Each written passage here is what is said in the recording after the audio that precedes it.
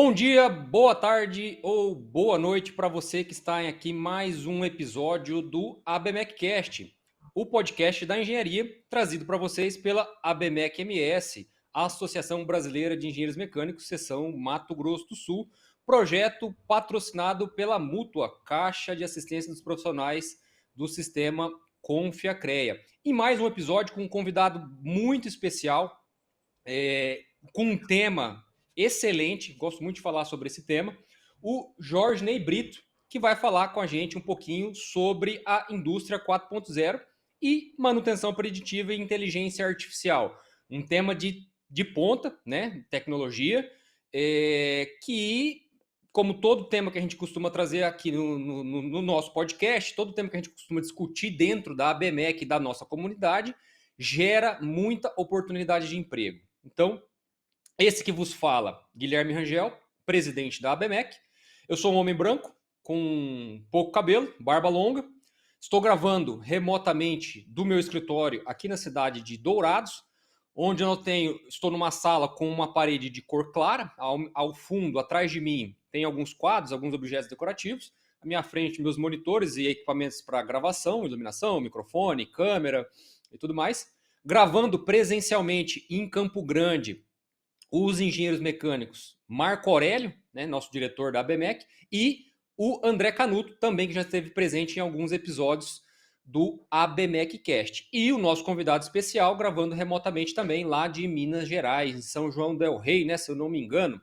Por favor, Marco, se apresente e a gente passa depois para o André e depois para o nosso convidado especial. Bom, olá a todos, sou Marco Aurélio, engenheiro mecânico, moreno, alto, bonito, né? Cabelo branco, branco, branco, branco.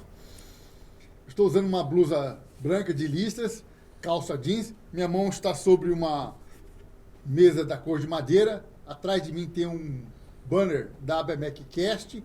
O fundo do estúdio aqui é preto. Da minha esquerda tem uma televisão onde eu vejo os nossos convidados. E à minha frente está o engenheiro André Canuto. Olá a todos, eu sou o André Canuto, como o Marco me apresentou, sou engenheiro mecânico. Estou participando de mais esse podcast aqui da ABMECcast.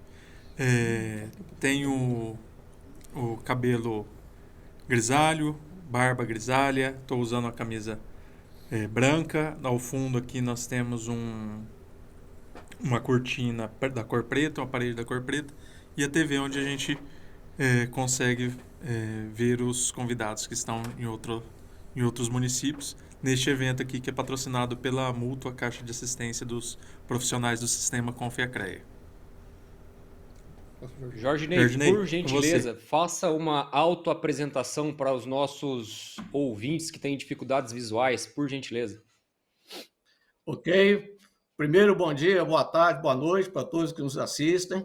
Eu sou o engenheiro mecânico Jorge Ney Brito, sou professor titular e chefe do Departamento de Engenharia Mecânica e de Produção da Universidade Federal de São João del Rei e também sou presidente da Copimeira, reeleito em Punta Cana, em junho desse ano, na República Dominicana.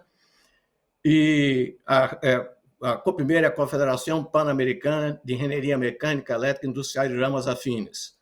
Eu sou de cor branca, os poucos cabelos que eu tenho são grisalhos, eu uso óculos, estou de camisa preta, sentado numa cadeira bem confortável, porque a gente trabalhou muito e trabalha, mesmo depois da pandemia, remotamente. É uma cadeira branca e preta.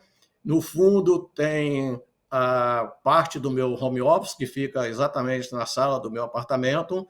Tem aí os lugares onde que eu guardo algumas lembranças que eu recebo, com destaque a nossa bandeira do Brasil, linda, maravilhosa, que está lá no fundo, né? E estou aqui com muita alegria para participar do ABMECcast, né? Convidado aí pelo Marco Aurélio, pelo presidente Guilherme Rangel, pelo Canuto, enfim, todas as vezes que a engenharia me chama, eu estou de pé e à ordem. Show de bola, show de bola, Jorge. Então, vamos começar com o nosso tema, né, Jorge? Hoje nós vamos falar um pouco sobre indústria 4.0. A gente sabe, nós que somos do ramo, né? Eu particularmente trabalhei em algum tempo dentro da indústria, que não tinha praticamente nada na época de indústria 4.0. né, e sofri as dificuldades que essa condição implica, mas a gente entende um pouquinho o que é. Mas para começar, né, para os nossos ouvintes, acadêmicos, profissionais, às vezes com pouca experiência, profissionais que não sabem do que se trata, primeiro, essa indústria, o que é esse termo, indústria 4.0, para a gente começar a introduzir a situação. Pois é, mas antes de falar o que é a indústria 4.0, eu preciso até fazer um flashback aí. Veja só, eu trabalho com técnica preditiva desde 1994. E o meu doutorado foi onde que eu fui aprender a trabalhar com técnicas preditivas, onde a primeira leva de pesquisadores brasileiros a defenderam a tese de doutorado, tese inédita, teria que trabalhar com inteligência artificial. Olha só, defendi no dia do meu aniversário, 21 de fevereiro de 2002. Então, naquela época também não se ouvia falar de manutenção 4.0, indústria 4.0, nada disso aí, né? Então, a indústria 4.0, ela vem exatamente de tudo isso aí. Ela é uma evolução da manutenção, né? Então, se a gente pegar aí a manutenção preditiva, a primeira grande quebra de paradigma da manutenção, se a gente olhar a engenharia de manutenção, a segunda grande quebra de paradigma da manutenção, e aí a gente vem com a sexta geração da manutenção, que é a manutenção prescritiva, que a gente está preocupado não só em detectar os problemas, mas também prescrever o que tem que ser feito. E aí essa indústria 4.0, como eu disse, é uma evolução natural da manutenção industrial, que vai integrar a internet das coisas, o Big Data, a inteligência artificial, assim, de uma forma mais geral, né? Computação da nuvem. Vamos aí, então, estar criando sistemas inteligentes e todos eles aí conectados. Ou seja, né? Então, essa indústria 4.0 passa a ser uma nova função estratégica da qual a manutenção não poderia deixar de fazer parte, né? Por quê? Porque tem o objetivo de estar aí garantindo o desempenho, a confiabilidade e também a sustentabilidade dos nossos ativos. De bola. E é justamente nessa tocada, né, Jorge, que a gente questiona. Como eu comentei, né? A época que eu trabalhava em indústria, nós não tínhamos. O conceito de indústria 4.0 já existia, mas especificamente onde eu trabalhava não era tão aplicado, não era tão integrado como nós já temos, né, no Brasil. Nós já temos tecnologia, já temos indústrias que adotaram essa metodologia. E quando a gente fala de manutenção, porra, para o engenheiro mecânico, provavelmente é o principal ramo de trabalho, né, dentro das várias áreas das indústrias que a gente tem Brasil afora aí. Quando a gente fala de manutenção preditiva, ela evoluiu também muito, né? Lá da minha época, nós tínhamos manutenção preditiva, era sinônimo de controle de vibração só. A gente sabe que hoje é muito mais do que isso, né? A tecnologia evoluiu e trouxe para a gente ferramentas, trouxe ciência, que a manutenção preditiva realmente ajuda a reduzir custos de manutenção. E para isso, né, para quem está começando, para você que é acadêmico que está ouvindo, Jorge, responde para a gente o que é essa manutenção preditiva e como que ela se diferencia das outras? Por que a gente deve, né, como gestor de indústria, se preocupar com a manutenção preditiva? Excelente. Então, essa pergunta é uma pergunta que muitas pessoas já têm dúvida, né? Porque quando a gente fala em manutenção preventiva, todo mundo entende, até porque nós também fazemos exames preventivos, né? E aí eu já posso começar a colocar que nós somos, fazendo analogia, o médico das máquinas. Então, definindo para que fique mais clara a próxima definição, definindo manutenção preventiva, a gente fala o que é. É uma manutenção que segue um cronograma fixo, que é aquele plano de manutenção preventivo, que independentemente se a máquina está com problema ou não está, se tem um componente ali com um rolamento, por exemplo, com problema ou não, ele, em função de X horas de funcionamento ou de X meses, ou seja, em função do tempo, vai separar essa máquina para dar manutenção. Manutenção essa que pode ser feita em campo, dependendo, ou então retirada do equipamento para ser mandado para uma terceirizada. Ou seja, vai ter parada de produção, ok? Já a manutenção preditiva, é uma forma inteligente de cuidar dos equipamentos. Ou seja, a manutenção preditiva, ela tem como base o quê? O monitoramento contínuo da condição.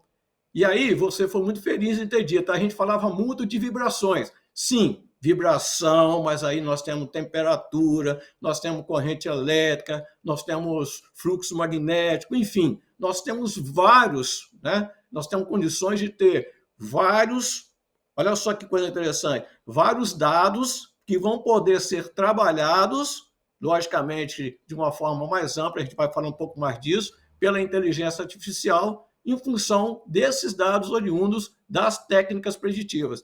Então, a técnica preditiva, essa é a grande diferença. Eu só vou intervir quando for necessário. E aí a gente já viu várias vezes, a preventiva fala protocolo rolamento com 6 meses. O rolamento está lá rodando, tem 10 meses, 1 ano, está todo bem. Por quê? Porque foram feitas as manutenções corretas, né, dada atenção ao equipamento, e aí, em termos de preditivo, nós não vimos nenhuma alteração lá nos nossos gráficos de tendência. Então, essa aí que eu acho que é uma definição que deixa bem clara a diferença entre as duas. Show de bola, Jorge. Palavra preditiva, né? Nós estamos predizendo o que vai acontecer, né? É uma manutenção, como se fosse uma manutenção diagnóstica, né? O exemplo que você deu aí, nós somos os médicos das máquinas, dos equipamentos. E é justamente isso, né? Nós usamos técnica, ciência de manutenção para predizer quando ela vai dar problema. E aí a intervenção só ocorre quando realmente é necessário, antes do prejuízo ser grande, né? Da parada ser obrigatória, da parada por conta de uma quebra. Então, nós geramos economia com essa ciência. E aí, né, você fez um comentário a respeito das técnicas de manutenção preditiva, das técnicas de detecção, de diagnose, né? Eu comentei também no passado, começou basicamente com análise de vibração, mas existem outros parâmetros, né? Você comentou temperatura, corrente elétrica. Eu me lembro da análise de óleo lubrificante, né? Nós fazemos análise de ferro, de metais presentes naquele óleo. Comenta um pouco para a gente quais são essas principais técnicas antes da gente começar a adentrar especificamente na parte de inteligência artificial, porque aí nós demos um próximo passo, né? Pegamos todas essas técnicas e colocamos um computador para trabalhar para a gente, fazer os nossos modelos de predição. Mas antes disso, fala para a gente quais são esses parâmetros, como é que a gente levanta eles. Ô Guilherme, muito bom você estar caminhando dessa forma, porque para existir a inteligência artificial, nós precisamos dos dados que são gerados pelas técnicas preditivas. Então, como você mesmo falou, né, a análise de vibração é a mais clássica, né? Então, eu consigo detectar muitos defeitos, tanto de origem mecânica quanto de origem elétrica, tá? Grande surpresa foi aí o meu pós-doutorado, em que eu consegui detectar defeitos de baixa isolação em motores elétricos. Então, o motor elétrico, por exemplo, ele tem, vamos colocar assim números mais redondos, 40% dos defeitos são de origem mecânica. O que é? Problema nos rolamentos. 40% detecção de problema de origem elétrica. Qual é ele? Baixa isolação. E aí, se eu vou com análise de vibração e consigo detectar os dois, eu não preciso nem de acompanhamento do técnico de elétrica e nem preciso adentrar as salas, né, onde que estão os painéis elétricos, que inclusive você precisa de roupa especial. Então, a análise de vibração, ela é fantástica. De todas elas, é a mais ampla, é a que traz mais informações para a gente, é a análise de vibração. Outra que também é muito interessante e até pouco usada no ambiente industrial, vocês vão entender o porquê de eu estar falando isso, é a termografia. Então, a termografia é para identificar pontos de aquecimento anormais. Ela é muito conhecida da turma da elétrica, por quê? Porque a gente faz, principalmente, nas inspeções termográficas nos painéis elétricos. Mas, por exemplo, imagine uma câmera termográfica acoplada a um drone e esse drone fazendo monitoramento da condição dos roletes de uma correia transportadora de 5 km. Olha que coisa linda. Então, ela serve para detectar também problemas de origem mecânica. Eu não vou te dizer qual que é o problema, mas, por exemplo, se eu chego a uma certa distância em que a câmera faz a leitura, se eu chego e vejo que que um mancal de rolamento está com 70 graus, normal temperatura de trabalho, e o outro está com 145, eu não preciso nem de ser né, engenheiro para dizer que alguma coisa está anormal com o outro mancal que está 145. É o que as mães fazem quando a criança, né, tem aumento de temperatura. Ela não sabe qual que é o problema, mas ela sabe que tem um problema, né? E aí, obviamente, tem que chamar o especialista, no caso lá o médico, e aqui a equipe de manutenção. Essa análise de óleo também é outra fantástica, né? Ela vai revelar o desgaste do óleo, né? Ou seja, se os seus aditivos ainda estão desempenhando a função que deveria desempenhar e se está trazendo alguma contaminação. Fazendo analogia mais uma vez, seria análise de sangue, né? Que faz na gente. Então, a análise de óleo seria isso aí, o exame de sangue da máquina, né? Muito importante. Olha, se a gente tiver essas três aí, primeiro, análise de vibração, termografia, análise de óleo, dentro de um programa de preditivo de uma indústria, olha, a disponibilidade e confiabilidade dos ativos vai ser altíssima. Uma outra que também precisaria ser mais usada é o ultrassom. Tem essa tecnologia, não é só para detectar vazamentos, né? E nem falhas iniciais. Inclusive, vou abrir um parênteses, porque a literatura fala muito de detecção de falhas, viu, Guilherme? Mas eu não quero detectar nenhuma falha, não, viu? Eu quero detectar o defeito incipiente para eu tomar a decisão do que fazer. Se eu vou deixar rodar porque eu tenho uma entrega, enfim, eu tenho muito mais condições de tomar uma decisão mais assertiva. Então, o ultrassom, os equipamentos geralmente vêm com acessórios que você pode usar para detectar efeito corona, se pode detectar, inclusive é mais assertivo para detectar problemas, enrolamentos, engrenagens, mais até canais de vibração. Aí eu tenho a análise de corrente, que hoje em dia ela já foi trocada pela análise de fluxo magnético. O pessoal não entendeu muito bem a análise de fluxo magnético, que essas duas técnicas vão voltar para a detecção de problemas motores elétricos. Hoje nós temos aí outras tecnologias que já vêm incorporadas com outras, por exemplo, no equipamento Baker Explorer 4000, tem o PDMA também, que é de outra empresa, então essas duas aí estão aí no mercado. Então tem várias outras técnicas, né? Ou seja, o que é mais interessante a gente falar aqui para o pessoal entender, para a gente avançar lá para continuar esse caminho que você está traçando aí, é que essas técnicas, quando integradas, o que elas vão fazer? Vão te dar uma visão completa da saúde dos ativos. E aí tem um detalhe muito importante, Guilherme, que é o seguinte: às vezes uma técnica ela não conseguiu enxergar um problema. Vamos fazer outra analogia? O médico, quando manda a gente fazer exame, ele manda a gente fazer só um tipo de exame, ou ele manda fazer vários tipos de exames e, junto com o nosso histórico, ele emite o diagnóstico. Então, por isso que é interessante a integração de tecnologias preditivas. Então, é esse que é o grande detalhe. Se a gente tem mais de uma, a gente vai ter mais assertividade. O problema não adianta eu ter só a tecnologia, eu tenho que ter a tecnologia, saber usá-la e também ter tempo para fazer análise e aí sim dizer, através do cruzamento das informações, qual é o possível problema que a nossa máquina está tendo. É justamente essa a importância, né, Jorge, da equipe de manutenção preditiva, né? Ter uma equipe qualificada, instrumentada, né? Todas essas técnicas demandam equipamentos próprios para que seja realizado e mão de obra qualificada, né? Um treinamento aí por exemplo, de análise de vibração não é tão simples assim. Demanda um pouquinho, algumas boas horas de estudo, né? Então, bastante importante essa equipe. Vai lá, Marcos, o que você quer comentar alguma coisa? O Jorge Ney está pedindo palavra. Só um complemento. A parte de treinamento é tão importante que a gente passou a dividir o treinamento da análise de vibração em 3 módulos e todos eles com bancadas para que a pessoa possa ver a teoria e colocar aqui em prática.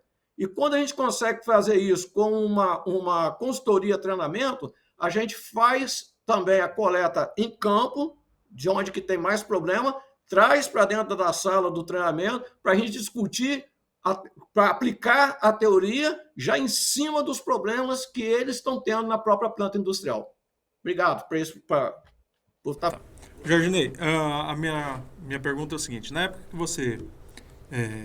próximo da época que você concluiu o seu doutorado, a tendência de mercado era o TPM. que todas as indústrias estavam implantando. Só que ela tinha um grande problema, que é que você precisava do parecer do operador da máquina. Então, você chegava para o operador da máquina, perguntava para ele assim, a máquina melhorou? Eu falava, não, tá a mesma coisa. Eu falava, mas a máquina parava 5 vezes por semana, agora para uma vez por mês, está igual? Acho que melhorou. E você ficava ali com o seu programa de manutenção ali sempre travado, porque você tinha essa dependência ali do operador. Se você não tivesse um ok do operador da máquina, você não conseguia evoluir no seu programa de manutenção. Pelo menos era o que era previsto no programa TPM. Com a manutenção preditiva, essa variável de análise do operador, como que fica? Ela ainda é importante no processo ou é feito somente análise dos dados fornecidos pelos equipamentos, pelos sensores? Excelente, até para a gente achar bem clara essa parte aí, né? Primeiro que o TPM, manutenção produtiva total, não é um tipo de manutenção, é uma ferramenta. E aí você está dando ênfase a um dos pilares dele, que é a manutenção autônoma. Quando um operário, quando um operador passa a ser operador mantenedor. Mas ainda assim, ele precisa ser qualificado e para fazer manutenções simples, básicas, como a relubrificação, alguma coisa assim. Parte elétrica em função da NR10, ele jamais poderia estar fazendo. Então, ou seja, a gente, isso era muito importante, como você destacou lá atrás, né? A gente tinha, sim, essa dependência quando o TPM tinha esse pilar forte da manutenção autônoma. Mas, na verdade, para problemas mais complicados, esse operador mantenedor ele não tem a capacidade. Ele realmente vai ficar sem saber te informar. E aí está a importância desses sensores para coletar esses dados, para serem enviados, né? Aí vai depender se a gente já está falando de inteligência artificial, mas para mandar através da nuvem, o que seja, para a IA, que já aprendeu a fazer muitas coisas, nós vamos falar mais detalhado para frente, para ela poder identificar padrões e aí sim já começar a nos ajudar. Mas aí a IA está fazendo exatamente aquilo que o especialista, o cara que fez o curso lá, o cara que tem experiência de campo, pra você ter uma ideia, se a pessoa que vai coletar sinal de vibração não souber conectar direito, porque muitas das vezes a gente está usando base magnética, conectar o acelerômetro na máquina, vai coletar um monte de bobagem, vai coletar ruído, isso não vai prestar para nada. Então, essa que é a realidade. Esse operador mantenedor, ele ainda não teve, não chegou para ele ainda, até hoje, viu? Até hoje, tá, o Canuto? Até hoje, André, não chegou para eles ainda esse treinamento para que eles possam evoluir, porque, na verdade, eles, por estarem próximo à máquina, poderia nos dar informações muito importantes. Mas, infelizmente, para isso, eles ainda não estão preparados. Nós temos que realmente contar aí com esses sensores conectados aí à máquina. Não, perfeito. Eu perguntei justamente porque a grande dificuldade que você tinha era justamente da qualificação do operador e de você ter essa sensibilidade dentro do sistema para você poder implantar o programa. Porque o TPM, como você bem disse, é um programa, não é um sistema de manutenção. E a gente esbarra mais uma vez que na dificuldade de mão de obra qualificada, como você mesmo está falando. Esse treinamento ainda não chegou esses operadores, a gente ainda não chegou a esse nível de operadores de equipamentos aí. Ney, aproveitando isso tudo que você falou, o Canuto falou, como que a gente pode preparar os profissionais das empresas para essa nova era da digitalização? Pois é, Marco Aurélio. Aí, cara, aí que a coisa é bacana, sabe? Primeiro, só para completar o que o André falou lá atrás, André, hoje, quem sabe trabalhar com técnicas preditivas, estou falando técnico, hein? Está empregado. Nós estamos procurando essas pessoas porque está faltando no mercado. Então, o Marco Aurélio fez uma pergunta agora muito interessante. Como é que a gente vai preparar esses profissionais aí para essa era digital da manutenção, né? Então, o Marco Aurélio, tem que investir em formação técnica e digital. Primeira coisa é isso, né?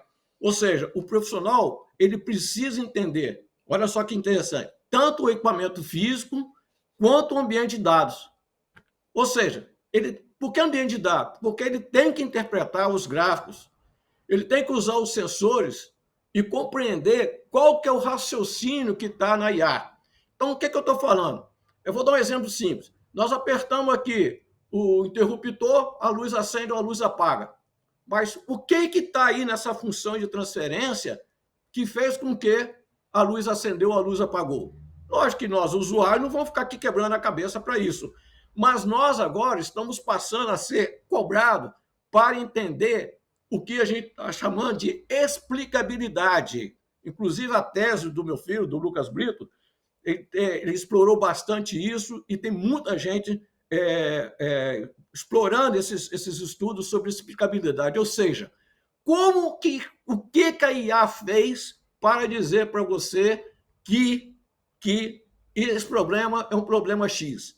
Então, esse profissional precisa ter um conhecimento básico desse ambiente de dados exatamente para poder começar a entender isso, porque senão aí vai depender muita coisa lá de como é que está essa construção da IA aí, né? Porque lixo dentro é lixo fora.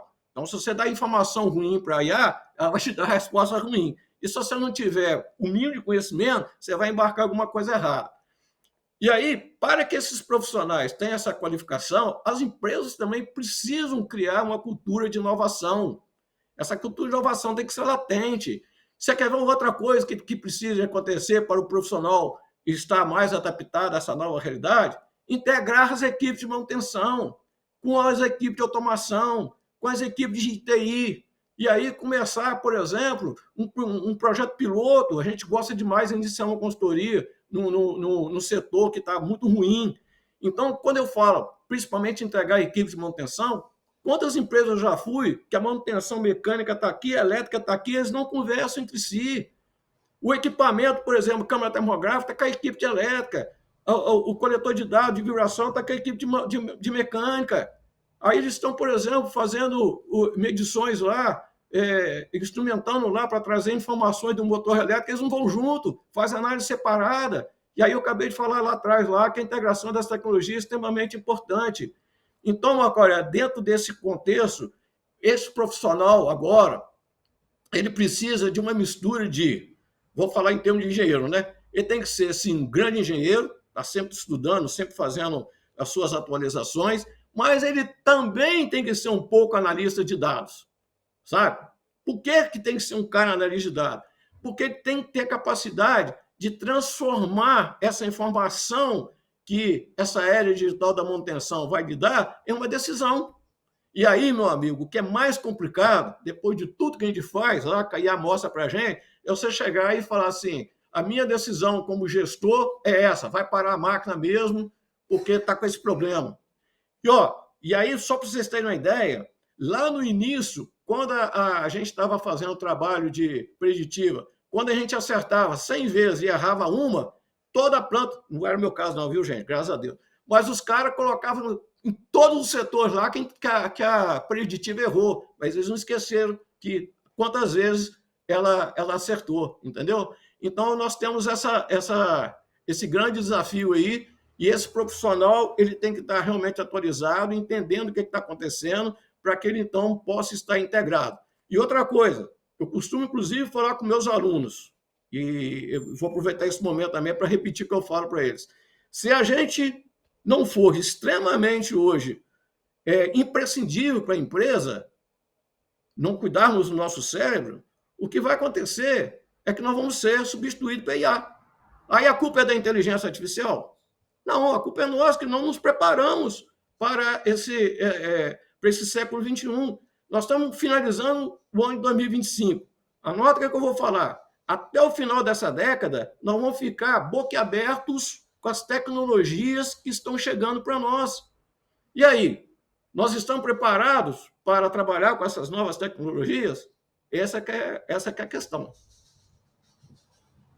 Outra pergunta que eu ia fazer para ti justamente é relacionado a isso, que nós temos ainda uma boa parcela da população, inclusive uma boa parcela de profissionais, que tem um certo medo das novas tecnologias, um certo receio de utilizar uma inteligência artificial, seja essas que nós temos hoje disponível no celular, seja de ferramentas mais robustas e mais rebuscadas, que nós estamos tendo vários desenvolvimentos aí. Nós estamos dando esse salto de tecnologia muito rápido. Se a gente for pensar no próprio aparelho celular, há 20 anos atrás, nosso aparelho tinha teclado. Hoje nós não temos teclado, nós temos uma tela de cristal, nem de cristal líquido é mais, hoje são vidros especiais para você poder se conectar com o mundo inteiro. Pensando nisso, dentro dessa atualização da indústria 4.0, qual que é o papel do engenheiro neste cenário, do engenheiro mecânico, falando da nossa profissão? Como que ele... como que você verifica, que você analisa a postura que esse engenheiro vai ter que ter dentro dessa indústria? De análise de dados, de busca de projetos, porque assim, você pede para um sistema hoje fazer, ele faz o desenho para você. Então, assim, engenheiro ser desenhista já não é mais um grande trunfo para a engenharia. Foi isso o tempo da prancheta. Ó, essa sua pergunta é provocativa e excelente. Nós, engenheiros mecânicos, temos que ser os atores principais. Não há nenhum problema da gente usar ferramentas, as ferramentas que estão disponíveis aí de IA, não tem problema nenhum. Nós não podemos ser preguiçosos. Nós não podemos deixar ela fazer aquilo que nós é que temos que fazer. Porque a IA hoje, olha só que coisa maluca, a IA hoje, ela já, antigamente, quando eu defendi meu doutorado, em 2002, os processos de aprendizado eram tudo supervisionado. Ou seja, eu falava para a IA, isso aqui é o defeito tal, isso aqui é o defeito tal, olha só o espectro como é que é. Hoje, os treinamentos são não supervisionados, você não fala nada para a IA, ela vai lá, ela pega aqueles dados, ela começa a aprender padrões, ela fala, isso aqui é desbalanceamento, isso aqui é desalinhamento. E ainda tem o tal do reinforcing training, que é o treinamento reforçado. Então, a gente ainda está no comando. E nós precisamos, engenheiros mecânicos, serem os atores principais, como eu falei no início. Nós é que temos que estudar. Para você ter uma ideia, o Lucas foi para a Itália, né? Lá, no Centro de Inteligência Artificial lá da Universidade de Pádua. Olha, só de ter, eles estavam tendo um resultado de acerto, os números não interessam, mas vamos colocar aqui, 75%, tá certo? Mas nenhum deles era engenheiro mecânico, e era para detectar problemas em máquinas rotativas, que é a nossa especialidade, dele, a minha, né?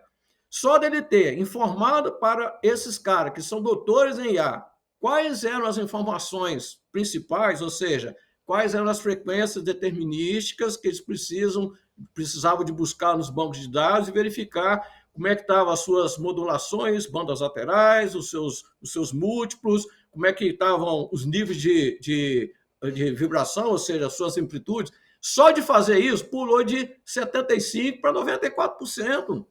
O cara que é fera? Não, é porque ele é engenheiro mecânico, ele conhece a dinâmica da máquina, ele sabe onde que se manifestam os problemas. Então, olha só, André Canuto, que importante é a sua pergunta. Então, o engenheiro tem que ser um cara estudioso, tem que conhecer. Outra coisa, nós não podemos ser engenheiros de ar-condicionado, nós temos que ir para campo, conhecer nossos pacientes, nós temos que conversar com a máquina conversa com a gente, né? Ela conversa, inclusive, se a gente pode usar nossos sentidos, né? A gente escuta que ela está com barulho diferente, a gente coloca a mão lá, a gente está vendo que ela está tremendo, então a gente, dependendo lá, a base está tão ruim que se a gente estiver próximo lá, a nossa perna treme junto, né? Então a gente tem aí, a máquina conversa, só que agora a gente está conversando com ela de uma forma mais íntima. Como de forma mais íntima? Através desses sinais que estão vindo dessas várias técnicas preditivas, que são, então, refinados, né? Tirados só o que interessa, enviado para as IA, para que as IA, então, possam aprender e aí dar continuidade ao trabalho, até mesmo imitando a intuição humana, viu? Não é só o que a gente faz, não. É uma coisa de doido, viu? Então, só você ver aí, o seu celular pode estar desligado, se a gente começar a falar aqui de espada aqui, daqui a pouquinho, amanhã, na hora que você começar a acessar as suas redes aí, o Google, qualquer coisa, vai começar a vir um monte de propaganda para você comprar espada. Então, o engenheiro mecânico, mais uma vez, tem que ser o ator principal. Ele que tem que estar à frente. Se ele não fizer isso, a IA agradece e vai estar na frente dele. Isso daí, né, que tem, às vezes a pessoa está usando inteligência artificial e nem sabe. Hoje em dia ele pega um carro, esses carros mais modernos de um certo valor, o carro faz tudo, o carro, se ele está mudando de faixa, o carro faz. O limitador de velocidade, você põe 120 por hora, está aproximando um carro, ele diminui a velocidade, você acelera, ele ultrapassa, você sai de trás do carro, ele libera a velocidade, pingou água, ele liga o para-brisa, dá luz alta, dá luz baixa. Quer dizer, tudo isso é IA. Às vezes a gente está vendo a IA, né? E a gente nem sabe. Eu estava esses dias justamente conversando com o peão da fazenda e com a minha esposa, explicando para eles tudo isso. Ó, isso tudo é inteligência artificial no carro. Entendeu? Você compra uma máquina hoje, tá? A gente tem lá na propriedade rural, lá, soprador. Por quê? Ou juntava poeira, fuligem no radiador. Então, você está no meio do mato, você tinha que jogar água para limpar o radiador. Aí veio o advento, veio os sopradores. Você pega o soprador lá e sopra ao contrário, né? Você tira toda a fuligem do radiador. Hoje em dia, não. Você aperta o botãozinho, dentro da máquina, vira a posição da ventoinha. Então, a própria máquina já faz o expurgo do mato. Quer dizer, isso é inteligência artificial. A gente tem que também tentar traduzir para as pessoas do que eles estão, né? Essa que é a grande capacidade do engenheiro mecânico. Eu me formei e vim para o interior desde 86. Então, a gente está aqui, ó, treinando gente desde 86. A gente sabe o que a gente já sofreu, né? Se hoje não tem mão de obra, imagine em 86, que quando eu comecei a montar minhas primeiras indústrias aqui no estado.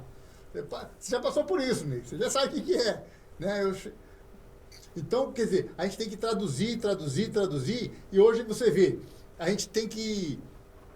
Não vou agradecer porque foi algo ruim, mas graças à pandemia, que isso tudo aconteceu, nós estamos nesse grande movimento, houve-se essa aceleração absurda das tecnologias virtuais, né? Isso foi graças à pandemia, que você não poderia sair, você não podia ir, e você arranjou ferramentas, e mais do que isso, você confiou nas ferramentas, que antes a gente não confiava num vídeo.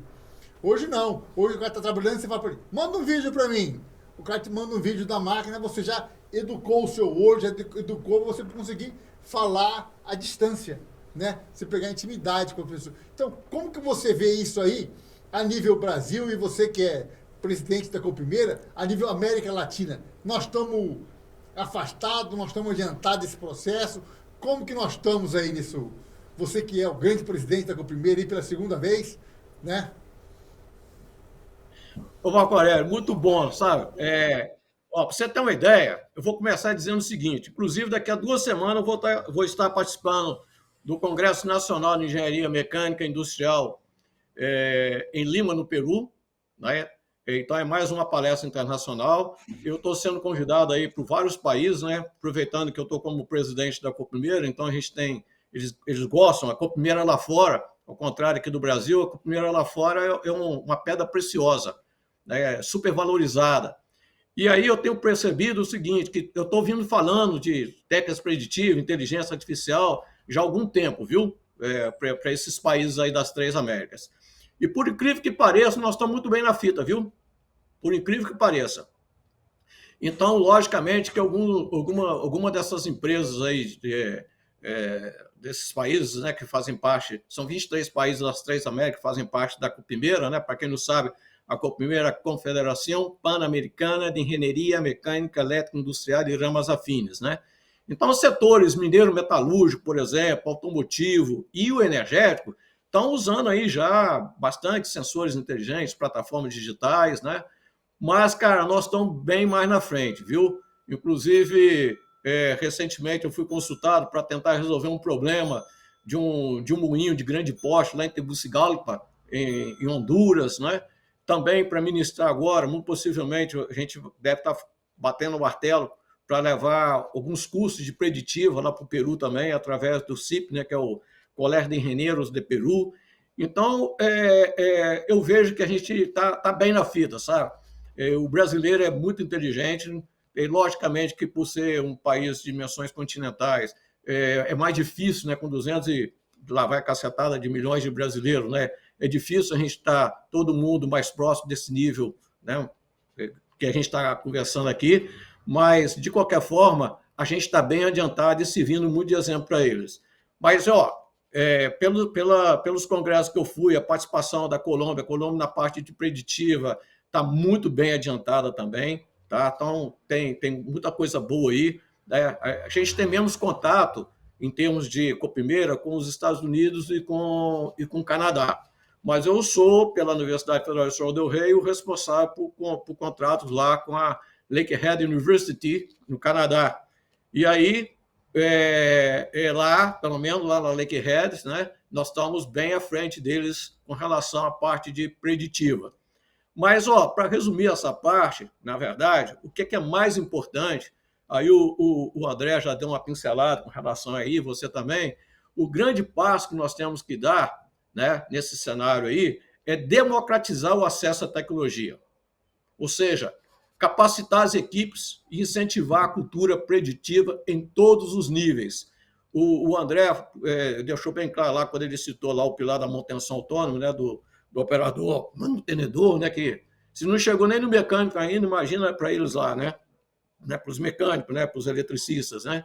E aí, cara, já até parabenizo aí a BMEC Mato Grosso do Sul, né, pela BMEC Cast, né, por estar fazendo exatamente isso aí, né, democratizando o conhecimento através desses convites aí que vocês estão fazendo, né. Aí a Multa também está de parabéns por ter comprado essa ideia junto com vocês, né, ter bancado esse projeto, que é isso aí que precisa, sabe? Então, estamos aí com grandes desafios, e quando a gente fala de desafios, isso é excelente, porque o que move o ser humano são desafios, muita coisa para ser feita, mas muita coisa para ser feita. Pra você ter uma ideia, essa semana eu com o meu orientando, nós descobrimos uma outra função no Microlog X75, que nós vamos poder fazer monitoramento online de algumas coletas de dados que a gente não estava fazendo antes, né? Então, para quem tem equipamentos, por exemplo, como imagina uma moenda que está moendo aí 1.000 toneladas de cana por hora, que tem lá um redutor planetário de grande porte, fica muito difícil conseguir detectar um defeito incipiente, mesmo trabalhando aí com a tecnologia de Septon, com outro processamento sinal, com transformada de wavelet, com algumas famílias dela, mesmo assim ainda fica bastante complicado, você está entendendo?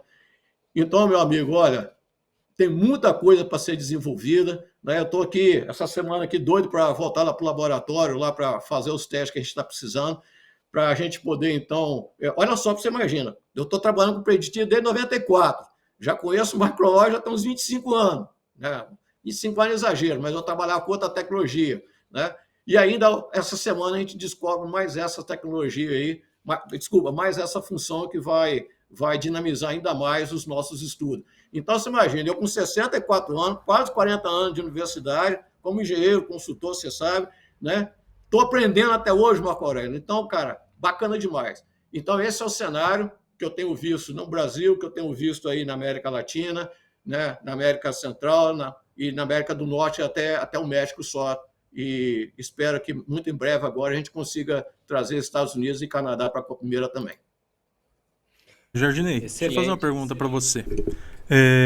Relacionada à questão, a gente está falando das tecnologias, das ferramentas, da inteligência artificial, mas eu queria voltar um pouquinho para o profissional, da necessidade de uma capacidade técnica, científica e até mesmo intelectual deste profissional para poder lidar com essas novas ferramentas. Porque nós estamos falando de ferramentas e as pessoas estão pensando e estão vislumbrando que a inteligência artificial é a solução de tudo. Ela vai fazer uma pergunta boba lá e o computador, igual eles falam, vai pensar por ele e vai te dar a solução mágica. E a gente sabe que é justamente o oposto disso. Nós precisamos de uma capacidade técnica, científica e intelectual muito maior deste profissional aí para poder trabalhar com esses dados, trabalhar com isso, porque senão, se você, igual você pegou e falou, da questão da universidade lá na Itália, você tinha um erro de 25%, não é que você tinha um acerto de 75%, você tinha um erro de 25%, e isso daí poderia ser catastrófico,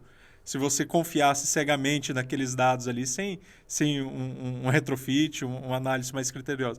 Então, como professor, como coordenador de curso, eu queria que você, e consultor, trabalhando nas duas áreas, como que você vê esse cenário dos profissionais que já estão no mercado, o que precisa se atualizar, e dos profissionais que estão para entrar nesse mercado de trabalho? Outra pergunta excelente. Na verdade, né, vocês estão caprichando nas perguntas aí facilita muito aí a minha participação. Obrigado até, viu? Mas, o André, então vamos começar, né? O Rangel tá com ciúmes, ele não consegue falar lá, ele tá bravo. Ele ficou moado lá, entendeu? Ele falou, só você e o Canuto que fala aí, olha lá, agora que ele deu uma risadinha. O Marco Aurélio tava enciumado, rapaz, que eu fiquei metade do programa fazendo pergunta ali direto e uma atrás da outra. Ele me mandou mensagem aqui, falou, bicho, eu quero falar também. A gente já tá vendo agora. Aí ele tá descontando. Vou mostrar para todo mundo, não adianta mandar mensagem para mim que tá desligado, Tá? Mas aqui, então, o André, como acadêmico, né? O que a gente vê começa por uma necessidade da gente ter um PPC, né? Um projeto pedagógico do curso, em que essas novas unidades curriculares poderiam ser abordadas, né?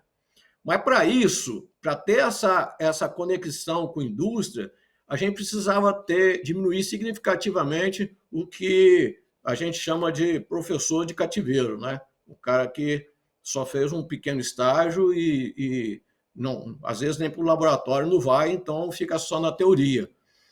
Então, quando você tem esse cenário, que é muito comum, eu sou também avaliador do INEP, né? Então eu posso afirmar isso para você, né? Muitas das vezes o colega se for particular, então é pior ainda, né? Porque o cara dá, se possível, dá 45 horas de aula em uma semana, né? Dá mais do que a carga horária de 40, né? Então, precisaria de ter o interesse também do professor se qualificar para poder passar essas informações. Eu tenho um laboratório que chama-se Laboratório de Sistemas Dinâmicos, aqui na Universidade Federal de São João del Rei, com várias tecnologias preditivas, com várias bancadas, pronto lá para atender aluno, pronto para atender outros colegas, e praticamente a gente está vendo uma diminuição muito grande de interesse dos alunos. Por outro lado, um ou outro que tem interesse, esse aí se desponta e, logicamente, ele é absorvido pelo mercado de trabalho, né?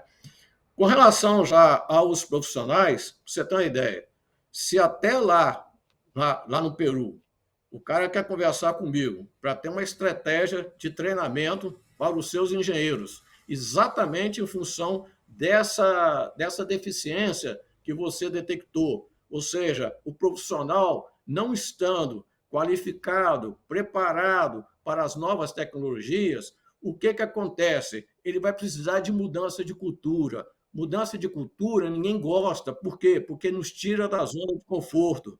Então, ao invés dele ter mudança de cultura, a gente precisa que esses profissionais tenham cultura de mudança, ou seja, que eles estão preparados. William Shakespeare diz isso aí na peça lá, né? Acho que é o Hamlet, se não me falha a memória. Está preparado é tudo. Então, a gente tem que estar preparado. E aí, para isso, nós temos hoje nós temos até algumas empresas que conseguem dar esses treinamentos, né? Pode dar esse treinamento online, a gente faz isso, a gente dá treinamento online, dá treinamento em company. Por exemplo, particularmente, a parte financeira é boa, mas eu nunca coloquei a parte financeira na frente. Me interessa é passar o conhecimento. A minha missão no mundo é compartilhar meus conhecimentos, é ensinar. Então, eu sempre procuro saber o seguinte: qual que é o perfil das pessoas que vão fazer o treinamento? Por que você está querendo esse treinamento? Qual que é o seu objetivo? Então, hoje, se o profissional quiser, ele vai entrar aí na internet e vai ver que tem várias opções, né? E muito boas, inclusive, muito boas. Então, ele precisa de ter esses conhecimentos. Né? Ele precisa de ter esses conhecimentos. Achei super interessante, porque vai ter um treinamento aí de inteligência artificial, um curso pelo MIT, e o meu sobrinho me ligou, o cara é economista, e falou assim, cara, eu tenho uma visão danada grande, pô, eu sei de onde ganhar dinheiro, eu fui numa feira lá em Santa Rita do Sapucaí, cara, eu fiquei doido lá com esse negócio de ir lá, mas os caras não sabem vender o peixe. Aí, eu estou querendo fazer esse curso, o que, é que você acha? Eu li a programação, falei, cara, para você esse curso é perfeito. Olha só, então é um profissional que está no mercado, que está vendo possibilidade dele se adaptar ao novo cenário, ele é economista, bem-sucedido, inclusive, um jovem, né? Bem-sucedido, mas está buscando novos conhecimentos para ele pegar o conhecimento que ele tem, que ele é especialista nele, para, através dessas novas tecnologias, ele poder, então, ter um novo nicho de mercado. E é isso que nossos profissionais precisam. A gente também, vou fazer uma crítica construtiva, a gente também tem que aproveitar as oportunidades. Quantas pessoas vão assistir os nossos podcasts da BMEC Mato Grosso do Sul? O CREA de Minas Gerais bancou cursos feitos pelas entidades de classe que ficaram disponibilizados pelos profissionais. E pela notícia que eu tenho, era tudo gratuito, com certificado e tudo, e parece que houve uma decepção. Ou seja, mesmo sendo gratuito, o profissional não está tendo interesse. Né? Então, são essas coisas que me deixam assim, bastante preocupado. Então, nós temos que ser proativos. Nós temos que entender o seguinte, cara, o que eu quero? Né? Um colega nosso falou que detesta celular porque vai agredir a intimidade dele. Aí como é que o cara vai receber um convite para fazer um trabalho se o celular dele está desligado ou você não usa o celular? Então, cara, você tem que estar conectado. Então, essas coisas, o profissional tem que estar atento. E muito, viu? Sem dúvida nenhuma. Ei, nós estamos caminhando para 8 minutos aí, né?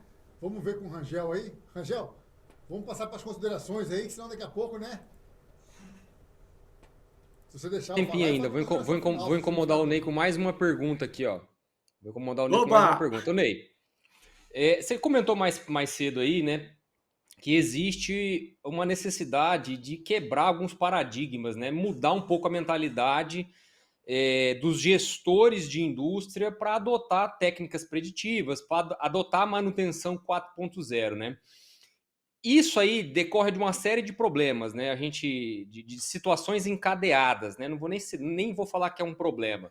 Por exemplo, a falta de mão de obra qualificada, porque os cursos universitários não preparam, como até a expressão que você usou, né? O professor de cativeiro, professor que não tem uma experiência profissional muito grande, ele não pode passar essa experiência para o aluno dele.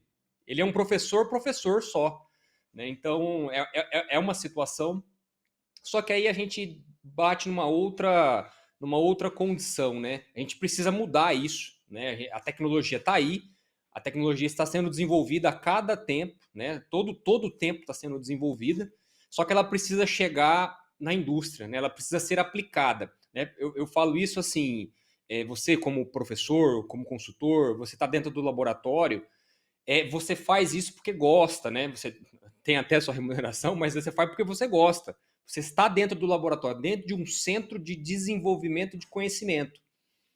Só que esse conhecimento tem que acabar lá no ponto onde ele precisa ser usado para poder ser adotado, né? Para poder ser amplamente adotado, que é na indústria, que é nos vários ramos da indústria, indústrias pesadas, enfim. E aí a gente para numa situação, né? O fator econômico. Novas tecnologias custam dinheiro. É caro implementar certas tecnologias, certos serviços, né? Ainda mais quando se fala em manutenção. E aí a gente para numa outra situação, né? Existe um movimento global de se pensar numa maior sustentabilidade das atividades, principalmente das atividades industriais, que são potenciais poluidoras, né? A gente sabe disso. Então, como que a manutenção 4.0 pode, ou se faz isso, né, se contribui com a sustentabilidade? principalmente quando a gente está falando de uma época que o ESG está cada vez mais evidente. Mais grandes empresas, uma maior quantidade de grandes empresas estão adotando essa política do ESG, né? Como é que a manutenção 4.0, a manutenção preditiva 4.0 pode contribuir com essa necessidade de adotar técnicas mais sustentáveis, técnicas de manutenção? Como é que a gente está nessa situação? Pois é, hein, cara. Agora, que pergunta interessante, né? A parte de sustentabilidade, né? Então, essa parte de sustentabilidade, antes você fez um comentário aí, né, sobre como que é caro, né, a parte da preditiva, né? Só para dar uma notícia assim que isso aí é um pouquinho de que é outro paradigma que tem que ser quebrado, viu? Porque nós temos estudos aí que apontam que a cada $1 investido, você tem $5 de benefício, né? Então, isso aí é uma das coisas. Então, eu vou dividir essa minha resposta em duas partes. Essa primeira aí, que é com relação a essa dificuldade da implementação da manutenção preditiva 4.0, né? Que passa aí desde problema de histórias confiáveis, né? Então, muitas pessoas, quando eu ia buscar informação, me dá o histórico. Ah, professor, não tem. Ou então tem. Aí, quando você vai ver lá, trocou esse rolamento. Mas por que trocou? Não tem histórico nenhum, não tem foto, não tem nada, né? Nós já falamos aí sobre essa baita resistência à cultura mudança, né? Que é um outro problema muito sério, né? Falamos também sobre o problema sério que a gente tem de integração dos setores e tecnologias, né? Então, essa crença aí, para quebrar esse paradigma de é caro demais, na verdade, a gente tem que ver, né, qual que é o retorno que vai ter na redução de custos e aumento da disponibilidade com a confiabilidade desejada do ativo. Lógico que isso já vai depender da empresa, né, e obviamente isso vai depender também de um estudo do payback. Mas falando sobre essa parte da sustentabilidade, a gente começa falando o seguinte: lógico que se eu tenho uma manutenção inteligente, ela vai reduzir o quê? Desperdício de energia, desperdício de peças, de materiais, ou seja, vai evitar que a falha, né, conectando manutenção com sustentabilidade, vai evitar que falhas significa o quê? Se eu evitar essas falhas, significa que eu vou ter menos paradas, vou ter menos descarte, vou ter menor consumo de recursos. Olha, vou te dar um exemplo aqui, tá? Tem uma coisa que é muito comum dentro das empresas, que é problema de desbalanceamento mecânico. Inclusive, acaba gerando desbalanceamento de origem elétrica, que vai fazer com que o rotor do motor gire excentricamente. Se eu tiver... Ó, gente, vou dar aqui uma faixa aqui de percentual, mas depois vocês podem pesquisar melhor isso aí. Um desbalanceamento mecânico moderado vai aumentar o consumo de energia elétrica entre 3% a 7%. Se ele passar a ser severo, ele vai aumentar o consumo de energia elétrica de 7% a 15%. E se ele for crítico, que muitas das vezes está assim, você passa perto da máquina, ela está quase pulando no seu colo, vai ter um aumento de mais ou menos 20% ou mais em casos extremos, né? Então, veja só, quando eu falo de manutenção preditiva 4.0, indústria 4.0, inteligência artificial, com foco em sustentabilidade, eu estou falando que essa manutenção agora passa a ser o quê? Uma economia circular. O que é isso? Por que eu posso falar dessa forma? Porque vai ajudar a prolongar a vida dos ativos e o quê? Minimizar os impactos ambientais. Esse é que é o grande problema, né?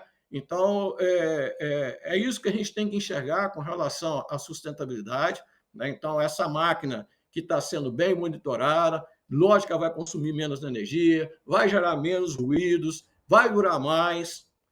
Então, você veja que o que eu acabei de citar esse nome, economia circular, né? Então, a manutenção 4.0 é totalmente aliada à economia circular.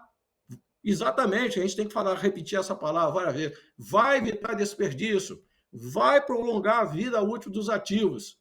Ou seja, é tecnologia a serviço da eficiência e da sustentabilidade. Isso que é importante. Essa pergunta sua, cara, poxa, viu? já tá Todas indo as aí outras pra... É por causa disso, né, Ney? Por Hein? isso que ele é presidente da BMEC, não é? Não foi à toa que ele chegou lá, né? Foi bem treinado, né? Não é à toa que o meu cabelo tá ralo, né? O seu Então, tá errado, pessoal, eu nós me estamos indo perguntei. aí. Nós estamos indo Olha aí aí para como que tá. mais de 1 hora de gravação já, né? Ney, por Mas não gentileza, pediu. nessas considerações finais, se você tivesse que vender a manutenção preditiva 4.0 com inteligência artificial, em poucas palavras, como é que você faria essa propaganda? Ó, primeiro que eu tô achando que vocês estão mentindo aí. Deve só ter 10 minutos, viu? Tô triste aí porque meu tempo ficou pequenininho de 10 minutos. Ô, gente, ó, então vamos lá. Vou vender essa ideia para vocês. Primeiro vou abrir o jogo aqui, ó.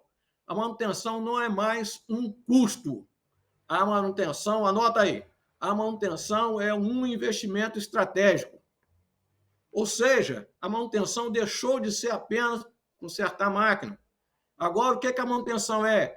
Garantir a eficiência, garantir segurança, hein? E garantir, já que você falou da última pergunta aí, garantir sustentabilidade. Então, para isso aí, quem dominar os dados vai dominar o futuro da indústria. Atenção, pessoal, né? Esse profissional da manutenção 4.0, né, tem que ser estrategista, tem que ser proativo, tem que também ser um pouco tecnólogo, né? Tem que também ser, olha só que coisa bonita, guardião da confiabilidade dos ativos, né? Isso é importantíssimo. E, cara, o profissional tem que abraçar a tecnologia. A tecnologia está aí, pedindo para ser usada, né? A gente já falou aqui mais ou menos aí que não está tão caro mais igual era antes, tanto é que está começando agora a ter cada vez mais os sensores, né, nas máquinas. Até os cabos que a gente usava antes não tem mais cabo. A gente já está. Por quê? Porque está baixando o custo dos sensores e até mesmo das tecnologias, né? Então, gente, o novo. Ó, mensagem final para mim, viu? O novo papel da engenharia, consequentemente, do engenheiro é o quê? Antecipar, otimizar e transformar a nossa manutenção industrial. Porque se ainda tem algum lugar dentro das indústrias que pode cortar gordura, chama-se manutenção. E quando a gente corta essa gordura da manutenção, o nosso produto vai ficar mais competitivo no mercado. É isso que a gente tem que entender. O que está entrando aqui? O que está saindo? É o produto da nossa empresa. O que aconteceu aqui dentro? E aí, para isso, mais uma vez, tem que existir integração entre os setores. Os setores têm que ser parceiros uns dos outros. O que o professor Ney quer dizer com isso? Quer dizer o seguinte, muitas das vezes, eu falo isso aí muito nas minhas palestras, agradeça por ter mais de um concorrente que ele seja top, porque ele que vai fazer com que a gente corra atrás. Então, quem que é o benchmark do nosso setor? Agora, vamos ver quem que são os benchmark dessa empresa para a gente ver o que eles fizeram para a gente fazer também. Tá certo? Então, por exemplo, quando você vê que o setor de suprimento não é parceiro da manutenção, comprando equipamentos mais baratos, tá certo? O que acontece? Quando vai colocar isso lá, isso não vai gritar na hora, só um rolamento de terceira linha. Não, o rolamento é doido para trabalhar, vai trabalhar. E aí o que acontece? Vai ter um curto período de vida. Aí o que acontece? Vai chegar perto da equipe de manutenção e falar, pô, vocês estão aqui, tem 20 anos, 25, não aprenderam a fazer isso até hoje? Então, gente, para evitar tudo isso aí, ó, estamos aí com as técnicas preditivas 4.0, com várias técnicas de inteligência artificial, tudo isso aí misturado, chamado indústria 4.0. Dentro da possibilidade de cada empresa, de cada planta industrial, né? A gente sabe que a diferença entre o remédio, o veneno e a dose, então vamos fazer as implantações, faz no setor piloto, vê como é que foi isso, vê a parte estratégica, vê se você já tem aí um setor de PCM, planejamento, controle da manutenção, que hoje nós estamos chamando de PPCM, planejamento, programação e controle da manutenção, vê se está rodando direitinho o MAP 52 semanas, né? Porque tecnologia também sozinho não faz nada, viu? Pra vocês terem ideia, para finalizar, tem uma grande empresa que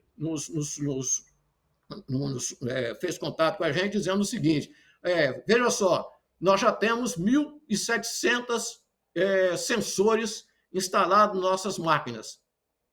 Tudo aí, IoT.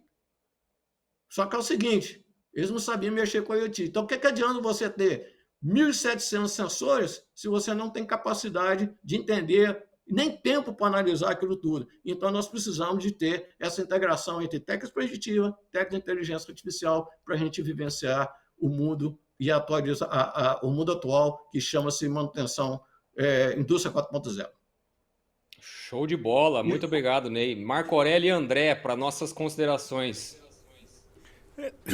Com essa fala do Ney aqui, fica cada vez mais claro e mais evidente que aquela máxima da engenharia de antigamente, da época que eu me formei, do 2 mais 2 são 4, mas pode colocar 5 que aguenta, já não é mais verdade, né? A gente precisa dessa atualização, da necessidade dessas ferramentas, e o engenheiro não pode parar de estudar.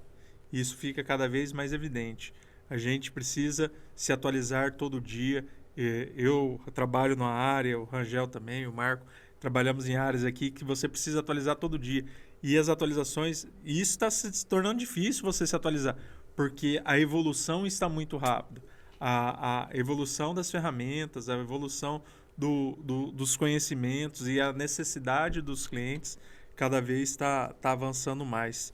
E fica esse ensinamento de que a gente precisa evoluir e estudar e não parar de estudar se nós queremos ser um profissional de excelência. Muito obrigado, Ney, pelas suas palavras aqui. Isso aí, Ney. Mais uma vez, estamos juntos, pessoal. Ney é nosso parceiro aí de vários tempos. Ele já foi presidente da FENEM, eu sucedi na FENEM, né? Fizemos bons tempos aí. Aí vem o Rangel sucedendo a gente aí. Você já viu que quem vai ser o próximo presidente da ABMEC, né, Ney? Já está sendo treinado aqui do meu lado, é ou não é? A gente sempre tenta trazer as pessoas para perto, para a gente poder passar o bastão, né? E a gente tem uma vida prática. Eu me formei no Rio de Janeiro e já vim para Mato Grosso do Sul. Eu desbravei, fui um dos desbravadores do sertão aqui, ó. Em 86 a gente veio para cá. Então a gente sabe muito bem o que está acontecendo, e uma das maneiras que eu consegui de me manter atualizado é ministrando aula. Então eu ministro aulas porque foi a maneira que eu encontrei de me atualizar e estar sempre em contato com novas tecnologias, fornecedores, alunos, professores. Então isso dá um up na carreira da gente, né? Obrigado, Ney, obrigado, Rangel, obrigado, Canuto. Em nome da Posso ABMEC, agradecer? Jorge, por favor, vai lá. Aí eu faço o encerramento. Eu imaginei que você fosse fazer o encerramento, mas eu não posso deixar aqui de agradecer a vocês pelo convite. Estou sempre aí de pé a hora para qualquer. Ó, para mim não é convite, é convocação, viu? Eu sendo convocado estaria aqui pronto para ajudar, tá bom? Parabéns aí pela ABMEC, pelo ABMEC Cast, né? Parabéns aí por o Marco Aurélio, um grande líder, tem obrigação de ajudar a construir, ajudar a outros serem também grandes líderes. Então a gente não pode ficar sempre na mesma posição, a gente tem que fechar ciclos e ir para frente. Mais uma vez, obrigado a vocês pelo convite e já faço um agradecimento aí a todos que vão assistir esse podcast. E se quiser entrar em contato comigo, o meu e-mail é brito@ufsj.edu.br. Um abraço para todos, fiquem com Deus. Show de bola. Para você que precisa aí de um consultor na área de preditiva, o Ney já deixou o contato dele aí. Ney, em nome da ABMEC, a gente agradece, né, esse tempo que você dedicou nesse dia de hoje aqui para passar um pouco do seu conhecimento a respeito de mais esse ramo, né, da engenharia, mais esse mercado de trabalho que tem muita coisa para ser explorada, né? Como a gente discutiu hoje aqui, é um ramo de conhecimento bastante específico e não tem gente, né, não tem muita gente capacitada para isso. Então, quem tem oportunidade, quem está aí num curso de graduação nesse momento, que ainda não escolheu qual área gostaria de trabalhar no futuro, esta é mais uma área, né? Então, você pode voltar aos seus estudos para esse tipo de conhecimento, né? É bastante importante, né, como a gente já discutiu aqui, nós temos gerações de profissionais diferentes, né? Eu provavelmente sou o mais novo aqui, o Marco Aurélio, Ney, você já na sua época de formado tinha um mercado de trabalho com uma certa característica. Eu, na minha época de formado, o mercado de trabalho já tinha uma característica completamente diferente. E hoje em dia, no dia de hoje, provavelmente o mercado também tem essa necessidade, né? Nós estamos lidando aí com os alunos que estão chegando, com os acadêmicos que estão chegando, já são nativos digitais, né? Um termo aí que surgiu. Eles já nascem com o celular na mão, já sabem o que é tecnologia. E isso aí não pode deixar de chegar no campo profissional também, né? A tecnologia está todo dia aumentando, está todo dia melhorando, então a gente tem que acompanhar. Então, como profissional, como engenheiro, né, a gente sempre fala, a gente nunca pode parar de estudar. Mais uma vez, muito obrigado. Quero agradecer novamente os nossos patrocinadores, né? A Caixa de Assistência dos Profissionais do Sistema Confiacrea, a Mútua, que está nos ajudando, patrocinando nesse projeto do ABMECcast, que está nos ajudando a levar esse conhecimento para as pessoas, né? Esse programa vai ficar gravado, é gratuito lá no nosso canal do YouTube ABMEC-MS e também no nosso canal no Spotify. Só pesquisar lá por ABMECcast que vocês vão encontrar lá o nosso perfil com os nossos programas já publicados. Mais uma vez, muito obrigado. E aí uma salva de palmas em Libras para encerrar e nos vemos numa próxima oportunidade. Show!